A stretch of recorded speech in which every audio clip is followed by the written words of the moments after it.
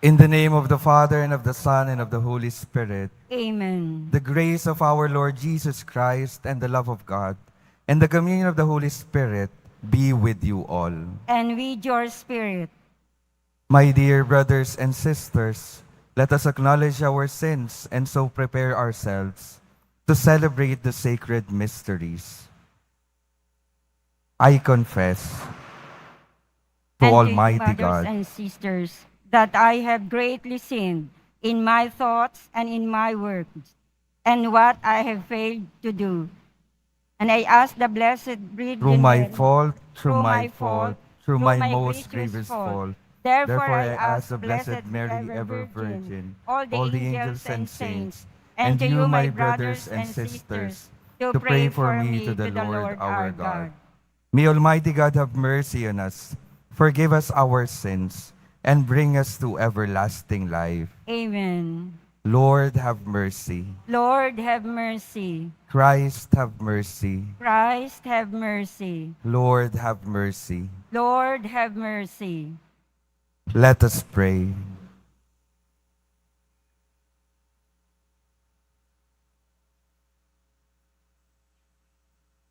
O God, who through the folly of the cross wondrously taught Saint Justin the martyr the surpassing knowledge of Jesus Christ, grant us through his intercession that having rejected deception and error, we may become steadfast in the faith through our Lord Jesus Christ, your Son, who lives and reigns with you in the unity of the Holy Spirit, God forever and ever. Amen. Please be seated.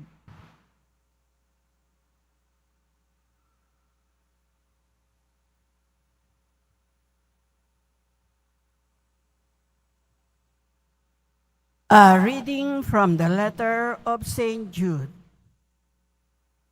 Beloved, remember the words spoken beforehand by the apostles of our Lord Jesus Christ. Build yourselves up in your most holy faith.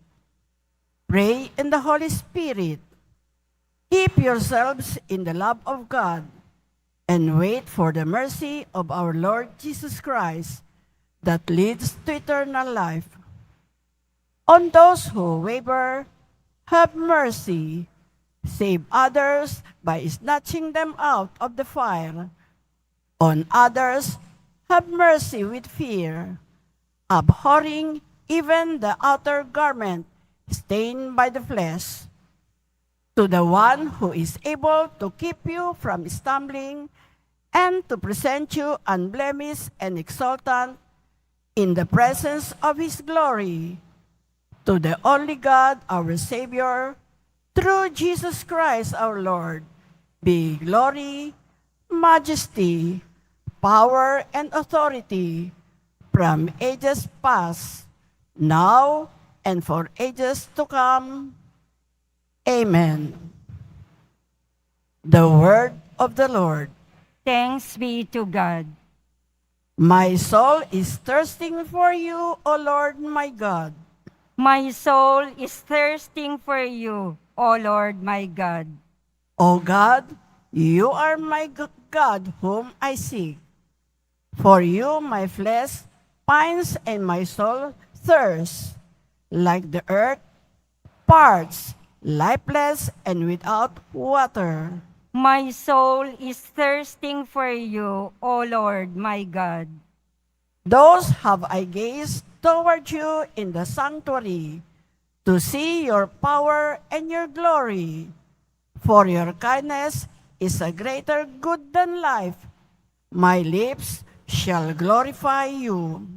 My soul is thirsting for you, O Lord my God. Thus will I bless you while I live. Lifting up my hands, I will call upon your name. As with the riches of a banquet, shall my soul be satisfied, and with exultant lips my mouth shall praise you. My soul is thirsting for you, O Lord my God. Please stand.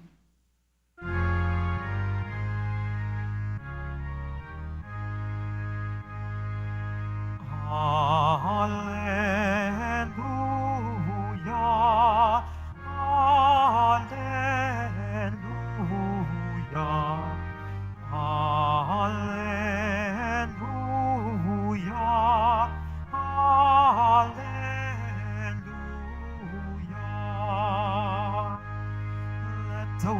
blood of Christ dwell in you richly. Give thanks to God our Father through Him. Hallelujah. Hallelujah. Hallelujah. Hallelujah.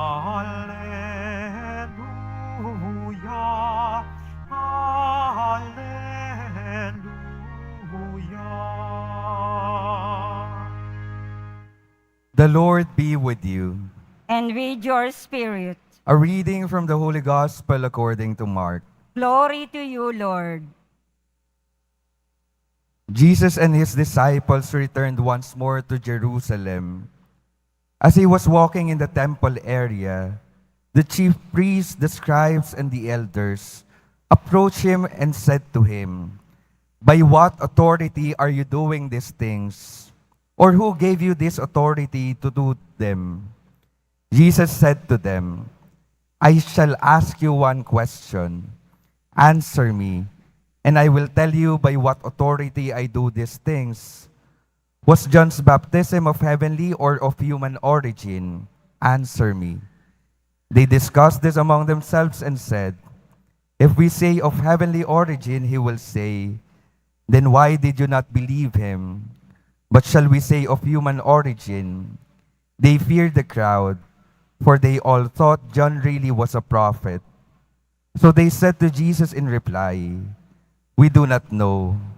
Then Jesus said to them, "Neither shall I tell you by what authority I do these things." The Gospel of the Lord. Praise to you, Lord Jesus Christ. Please be seated.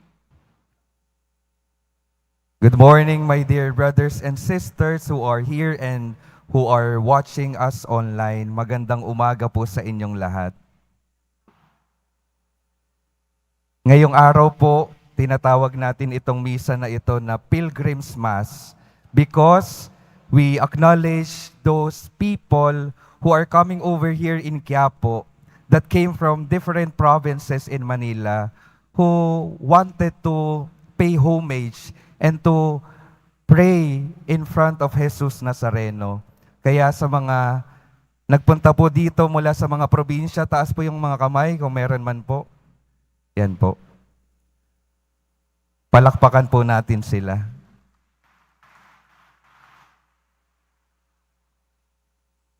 Palakpakan din po natin ang ating mahal na poong Jesus Nazareno.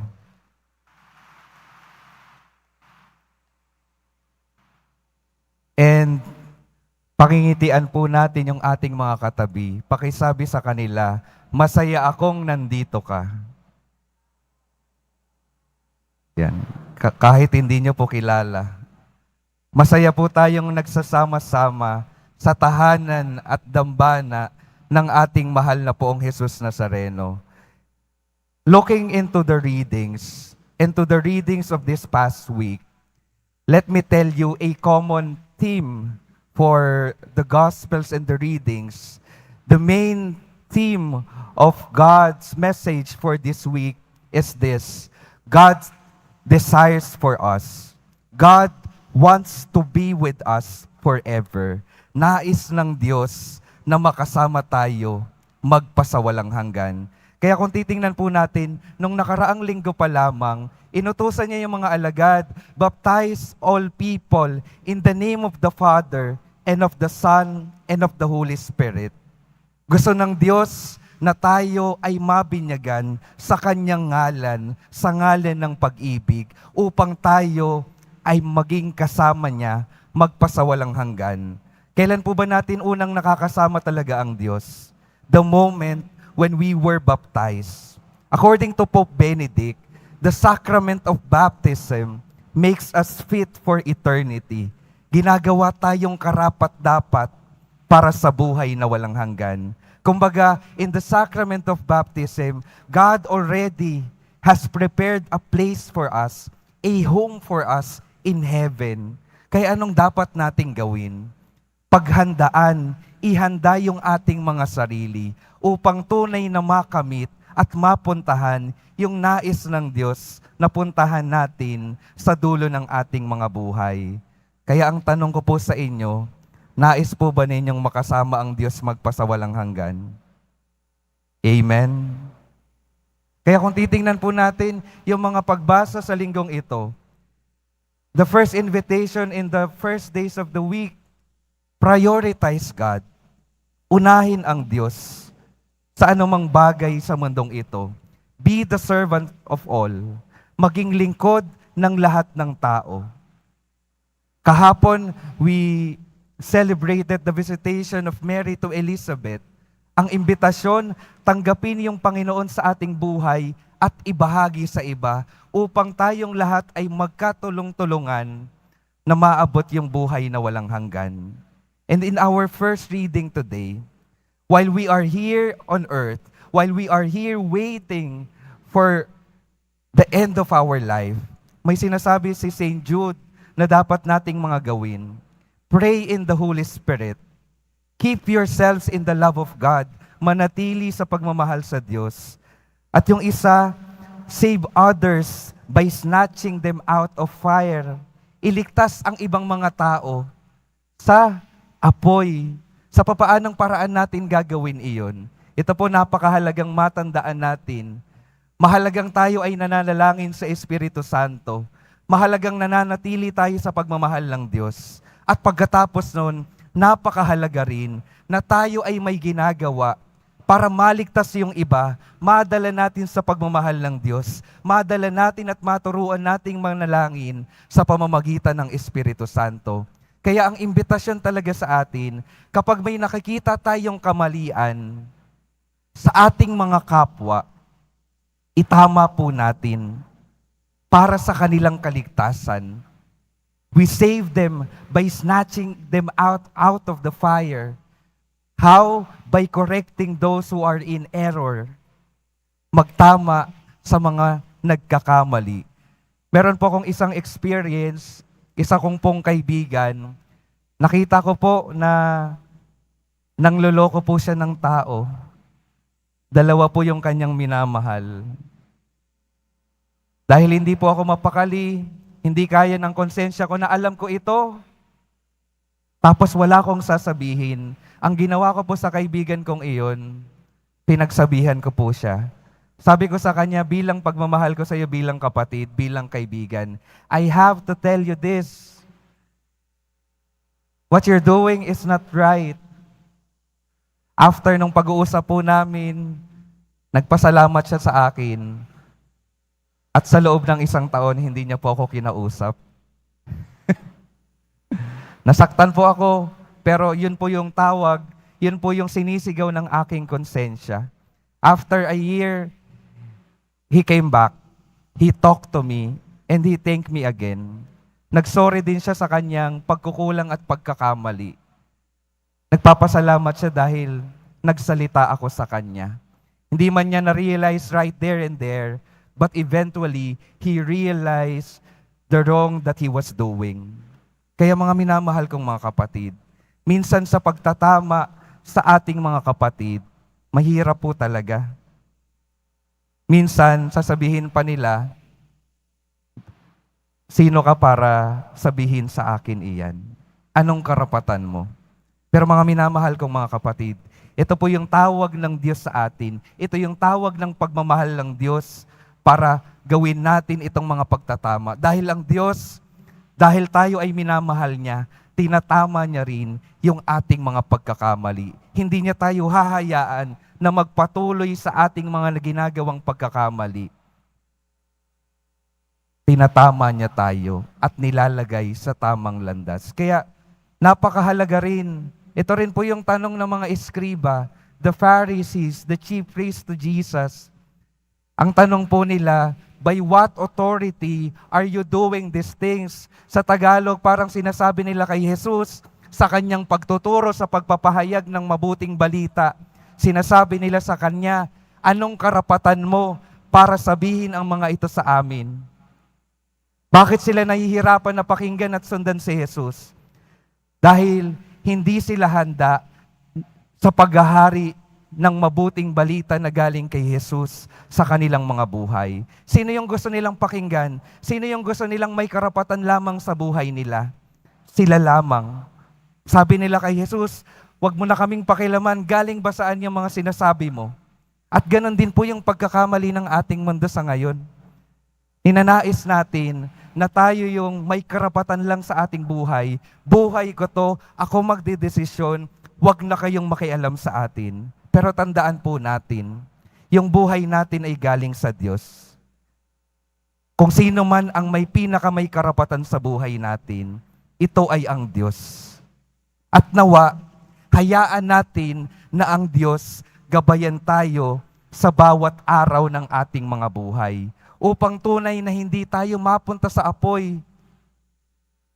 Bagkus ay tayo ay makatanggap ng napakagandang biyaya ng buhay na walang hanggan na gustong ibigay ng Diyos sa bawat isa sa atin. Mga minamahal kong mga kapatid, kapag nagsasalita ang Diyos sa pamamagitan ng mabuting balita, pakinggan, tanggapin at sundin natin ito. Huwag po nating isantabi at harangan ang paggagabay ng Diyos sa ating mga buhay dahil hindi po natin makakamit ang mga biyayang nais niya kapag tayo ay malayo sa ating Panginoon, malayo sa pakikinig sa ating Diyos, malayo sa pagbibigay ng gabay ng ating Panginoon. Kaya patuloy po tayong lumapit dito. Lumapit at humarap sa Diyos upang tunay nating makita ang paggagabay niya sa ating mga buhay. At kapag meron tayong struggle sa pagsunod sa Diyos, humingi tayo ng lakas sa Diyos. Kasi totoo naman po na kapag may nakasanayan na tayong mali, ay mahirap talaga yung daan sa pagbabago. Kaya patuloy nating kailangang hingin ang tulong at lakas ng Diyos para mapagtagumpayan natin yung ating mga pinagdadaanan, mapagtagumpayan yung ating mga kasalanan upang tunay nating makamit ang buhay na walang hanggan. At huli pong kwento, ito po ay kinuwento ko rin kahapon. Kwento rin po ito ng naghanap at nakatagpo ng pag-asa sa Jesus Nazareno.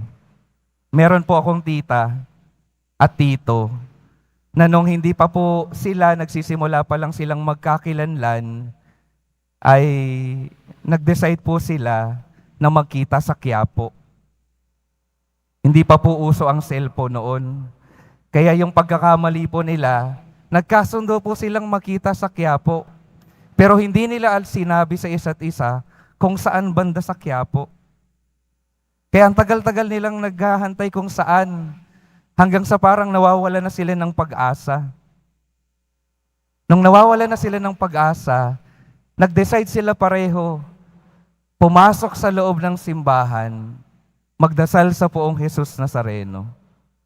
At pagkatapos po noon, natagpuan nila ang isa't isa.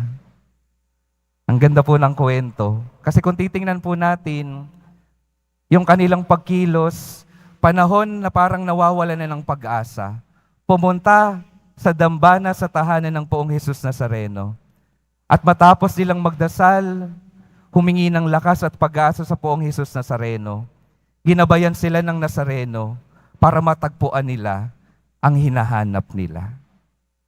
Mga minamahal kong mga kapatid, matatagpuan lamang po natin ang hinahanap na kalayaan, kaligayahan at kaligtasan ng ating puso kapag tayo ay patuloy na papasok sa kanyang tahanan, makikinig sa kanyang salita at susunod sa kanyang mga utos. Kaya mga minamahal kong mga kapatid, kung naghahanap po kayo ng asawa, pwede po kayong magdasal sa poong Jesus Nazareno. Kapag nawawalan kayo ng pag-asa, lumapit kayo sa poong Jesus Nazareno at hayaan niyo siya na kayo ay gabayan patungo sa mas maganda at mabuting buhay, patungo sa ating kaligtasan. Amen.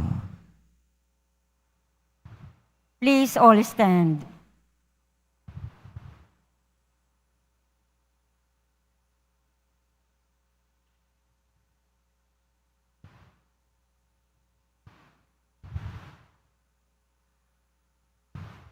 Through the gospel, Christ speaks to us with words of eternal authority and deed of healing power. Through him, let us pray with confidence. Lord, hear our prayer. Lord, hear our prayer. That the Church may continue to teach Christ's eternal truth with authority. Let us pray to the Lord. Lord, hear our prayer. That the hearts of world leaders may not be hardened as they hear Christ's voice today. Let us pray to the Lord. Lord, hear our prayer. That those considering the religious life may seek to follow the will of God. Let us pray to the Lord. Lord, hear our prayer. That our blameless and holy lives may cast away the unclean spirits at work in our society. Let us pray to the Lord. Lord, hear our prayer. That the faithful departed may enjoy the radiant dawn of eternal life. Let us pray to the Lord. Lord, hear our prayer. In silence, let us pray and lift to our Lord our personal intentions.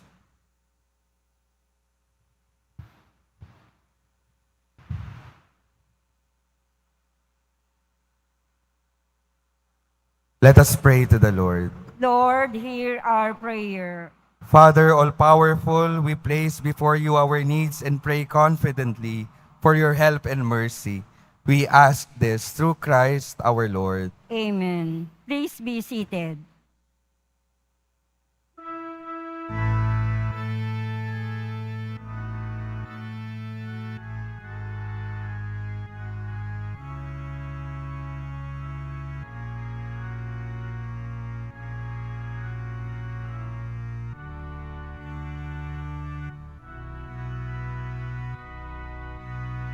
As we offer this bread, and as we bring you this wine, bless them, Lord Jesus.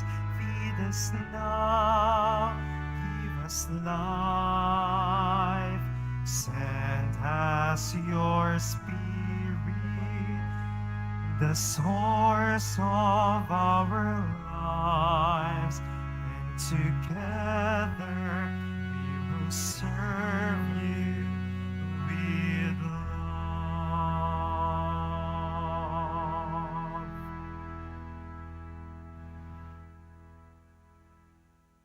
Please stand.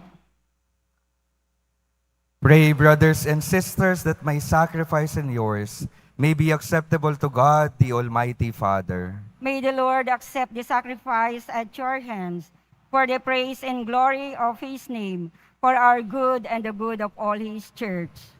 Grant us, we pray, O Lord, that we may celebrate worthily these mysteries, which Saint Justin strenuously defended, through Christ our Lord. Amen. The Lord be with you. And with your spirit, Lift up your hearts. we lift them up to the Lord. Let us give thanks to the Lord our God. It is right and just. It is truly right and just, our duty and our salvation, always and everywhere to give you thanks. Lord, Holy Father, Almighty and Eternal God, for the blood of your blessed martyr Justin, poured out like Christ to glorify your name, shows forth your marvelous works, by which in our weakness you perfect your power, and on the feeble bestow strength to bear you witness, through Christ our Lord. And Amen. so with the powers of heaven, we worship you constantly on earth, and before your majesty, without end we acclaim. Holy, holy, holy Lord God of hosts, heaven and earth are full of your glory. Hosanna in the highest.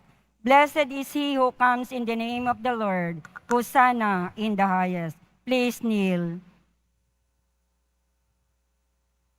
You are indeed holy, O Lord, the fount of all holiness. Make holy, therefore, these gifts, we pray, by sending down your Spirit upon them like the dewfall, so that they may become for us the body and blood of our Lord Jesus Christ. At the time he was betrayed and entered willingly into his passion, He took bread, and giving thanks broke it, and gave it to his disciples, saying, "Take this, all of you, and eat of it, for this is my body, which will be given up for you."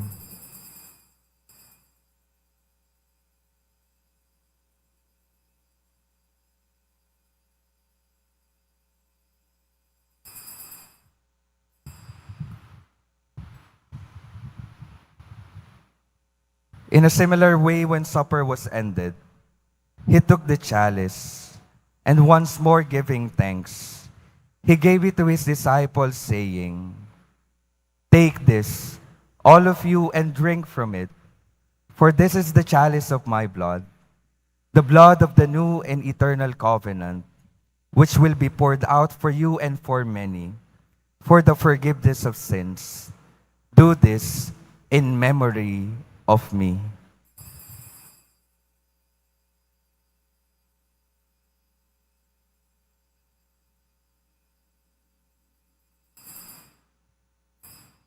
Please stand.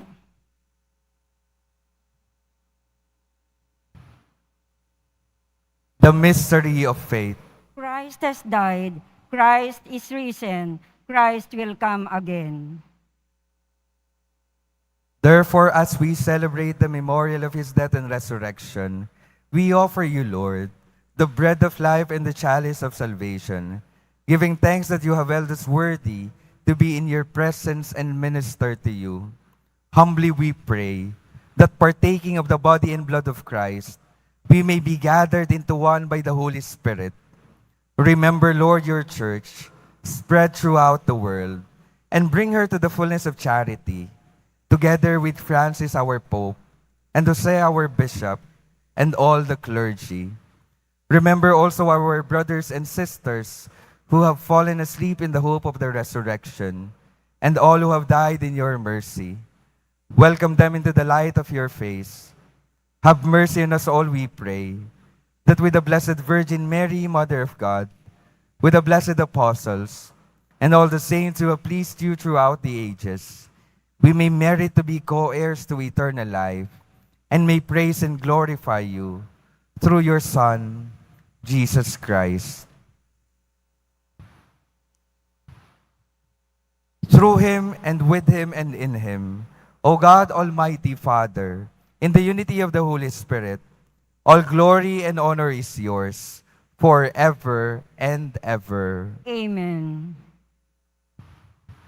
At the Savior's command and formed by divine teaching, we dare to say, Our Father, Who art in heaven, hallowed be thy name. Thy kingdom come, thy will be done on earth as it is in heaven. Give us this day our daily bread, and forgive us our trespasses, as we forgive those who trespass against us. And lead us not into temptation, but deliver in evil. Amen. deliver us, Lord, we pray, from every evil. Graciously grant peace in our days, that by the help of your mercy, we may be always free from sin and safe from all distress, as we await the blessed hope and the coming of our Savior Jesus Christ. For the kingdom, the power, and glory are yours, now and forever. Amen. Lord Jesus Christ, who said to your apostles, Peace I leave you, my peace I give you. Look not on our sins, but on the faith of your church, and graciously grant her peace and unity, in accordance with your will, who live and reign forever and ever. Amen. The peace of the Lord be with you always. And with your spirit, Let us offer each other the sign of peace.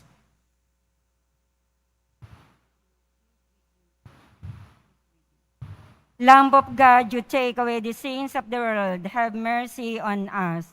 Lamb of God, you take away the sins of the world, have mercy on us. Lamb of God, you take away the sins of the world, grant us peace. Please kneel.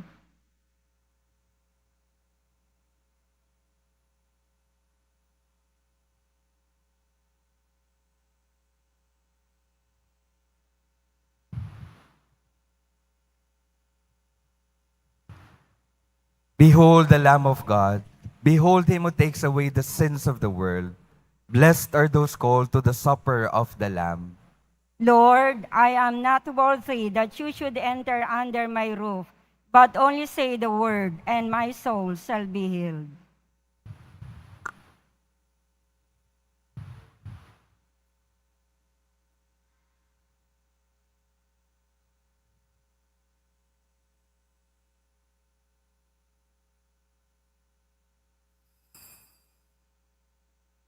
Para sa lahat ng tatanggap ng banal na komunyon, sasagot po tayo ng amen.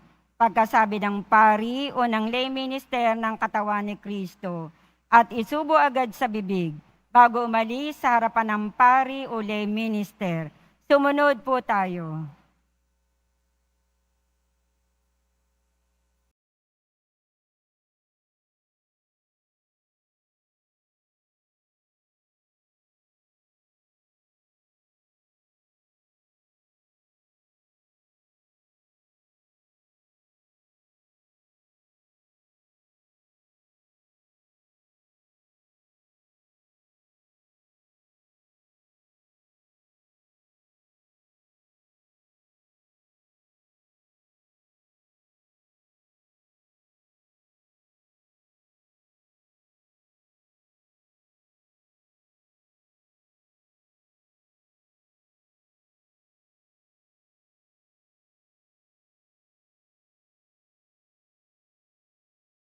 Let us pray.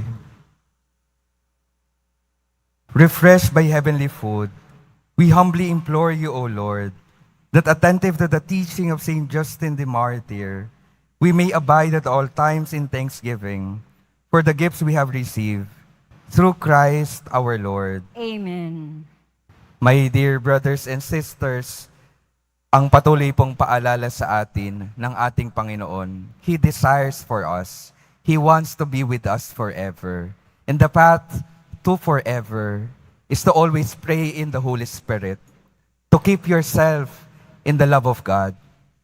And by doing so, let us also help one another to be away from the fire of the evil one that wants to destroy our lives. Mga minamahal kong mga kapatid, patuloy po tayong manatili sa Diyos at tulungan ng iba na matagpuan at manatili rin sa ating Panginoong Jesus Nazareno. At gagamitin ko rin po itong pagkakataon na ito na magpaalam po at magpasalamat because this will be my last 9 a.m. Mass as a parochial vicar of the Quiapo Church. Ang usual na daily at Saturday Masses ko po ay 9 a.m. At yung iba po dito at sa online po ay madalas ko ring nakakasama sa 9 a.m. Mass. At gagamitin ko nga pong pagkakataon ito upang magpaalam at magpasalamat. Magpaalam po dahil binigyan na po ko ng bagong assignment. Mula po dito sa Quiapo, ako ay ililipat sa Immaculate Conception sa Tayuman po. At nagpapasalamat po ako dahil sa unang mga buwan ko bilang pari, kayo po ay ang mga nakasama ko.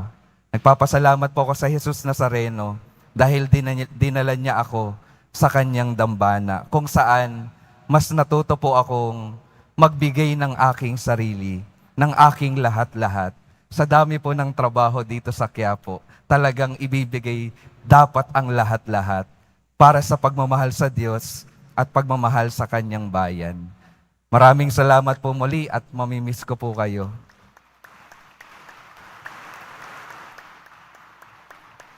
Patuloy niyo po akong ipagdasal at patuloy po kayong kasama sa aking mga panalangin.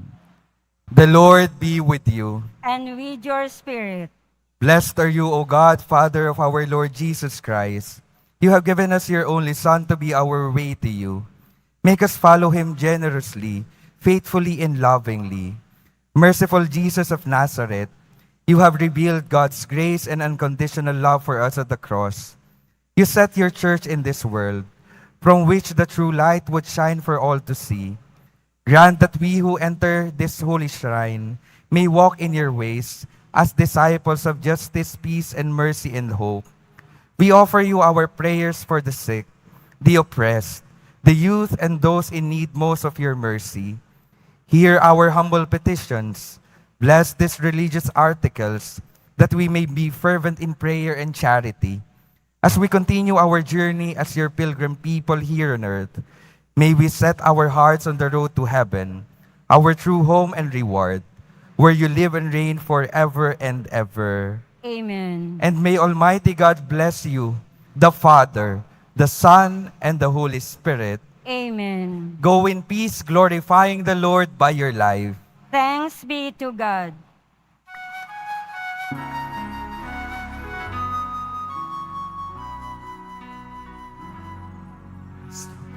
Padre Jesus Nazareno, sinasamba ka namin. Initintuho ka namin, para mo ang aming buhay at kaligtasan. Cristo Padre Jesus Nazareno, iligtas mo kami sa kasalanan. Ang krus mong kinamatayan ay sagisag ng aming kaligtasan. Nuestro Padre Jesus Nazareno, inarangal ka namin. Nuestro Padre Jesus Nazareno, inuwalhati ka namin. Nuestro Padre Jesus Nazareno, inarangal ka namin. Nuestro Padre Jesus Nazareno, inuwalhati ka namin.